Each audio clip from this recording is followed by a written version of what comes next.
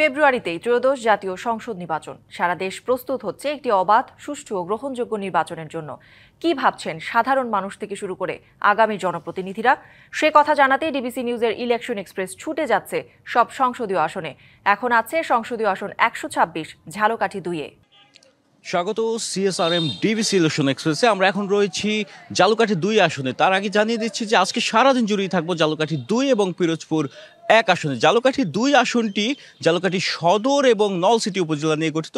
এই আসন থেকে ইসলামী আন্দোলন বাংলাদেশের পক্ষ থেকে মনোনয়ন দেওয়া হয়েছে দলটির ঝালকাঠি জেলা শাখার উপদেষ্টা মাওলানা ডাক্তার সিরাজুল ইসলাম সিরাজিকে। তিনি আজকে আমাদের মাঝে অতিথি হিসেবে উপস্থিত রয়েছেন। স্বাগত আপনাকে।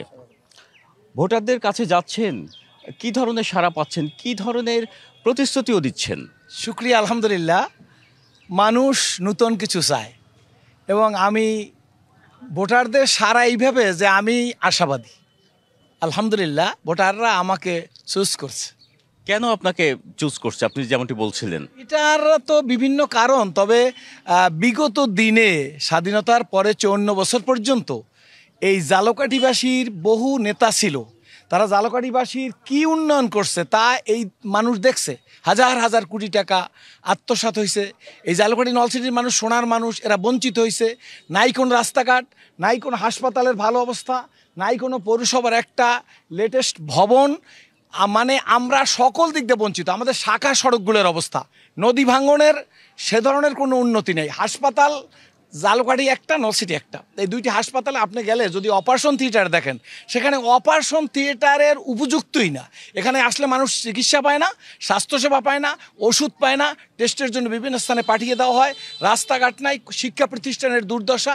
আপনি বিভিন্ন শিক্ষা প্রতিষ্ঠানে গিয়ে দেখবেন হেডমাস্টার বা প্রিন্সিপালের যে বসার রুম বা ছাত্রদের বসার রুম, সেটা আসলে এই যুগের জন্য কোনোভাবেই অ্যাপ্রোপ্রিয়েট নয়। সুতরাং এ মানুষ পরিবর্তন চায়। আর মানুষ আমাকে 42 বছর পর্যন্ত, আমি ডিভাইডেড হওয়ার পরে 42 বছর পর্যন্ত আমাকে দেখেছে আমি দিনের আলোতে যেভাবে স্পষ্ট, রাতের কালোতে আল্লাহকে ভয় করি। সুতরাং মানুষ আমার দ্বারা আশাবাদী যে গভর্নমেন্ট থেকে যেভাবে বরাদ্দ হবে সে বরাদ্দটা প্রপার চ্যানেলে ব্যবহার হবে, এই বিশ্বাস জনগণের আছে। বিদায় মানুষ বিগত দিনকে ডেঙ্গিয়ে একটা নতুন পরিবেশ দেখতে চায়। আপনি পৌরসভার কথা বললেন, আমরা দেখেছি যে এটা 1865 সালের পৌরসভা, মানে ঢাকার পরে বলা চলে। তো সেই তারপরে যে বহুকাল কেটে গেছে, এরপরও এখানে সড়কগুলো এখনো খানাখন্দে ভরা। কি উন্নয়ন করবেন এই পৌরসভাকে ঘিরে বা এই এলাকাকে ঘিরে? আল্লাহ যদি কবুল করে। আমাদের পৌরসভার তো দুরবস্থার কথা বলাই যায় না। মানে একটু পানি হইলে পানি নিষ্কাশনের কোনো ব্যবস্থা নাই। এখানে একটা গণকবরস্থান নাই পৌরবাসীর জন্য। পৌরসভার ভবনের অবস্থায় এবং মানুষ এখানে আসলে বিভিন্ন ধরনের, যেমন জন্ম নিবন্ধন নিতে আসলে অ্যাসাল্ট হয় বিভিন্নভাবে। বিগত দিনের এই অবস্থা।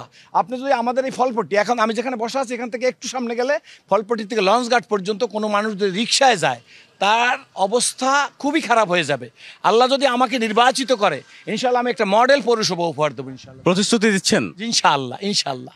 তো এই আসন থেকে প্রধান প্রতিদ্বন্দ্বী কাকে মনে করছেন? প্রধান প্রতিদ্বন্দ্বী হিসাবে তো বিএনপি আমার প্রধান প্রতিদ্বন্দ্বী হবে, যেহেতু এখন মাঠে আমরাই আছি। এবং জয়ের ব্যাপারে কতটা আশাবাদী আপনারা? মেহরবানি, আমি শতভাগ আশাবাদী। মানে এই আশা করছেন কেন?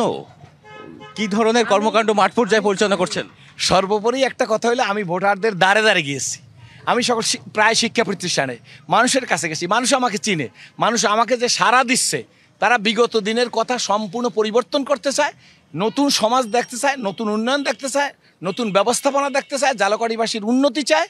সেই জন্য তারা আমার প্রতি কৃতজ্ঞ এবং আমাকে তারা পছন্দ করে। আমি প্রত্যেকটা লোকের দ্বারে গিয়া আমি বুঝতে পারছি, কারণ ভালোবাসার চেহারা তো দেখলেই বোঝা যায়। ধন্যবাদ আপনাকে। যেমনটি শুনছিলাম যে এই আসনে যিনি ইসলামী আন্দোলন বাংলাদেশের পক্ষ থেকে প্রার্থী হয়েছেন, তিনি জয়ের ব্যাপারে আশাবাদী। এবং আমরা এরপরে এই আসনের অন্য কোনো রাজনৈতিক দলের প্রার্থীর সাথে কথা বলবো, জানবো তার নির্বাচনী ভাবনা সম্পর্কে। সে পর্যন্ত দেখতে থাকুন সিএসআরএম ডিবিসি ইলেকশন এক্সপ্রেস।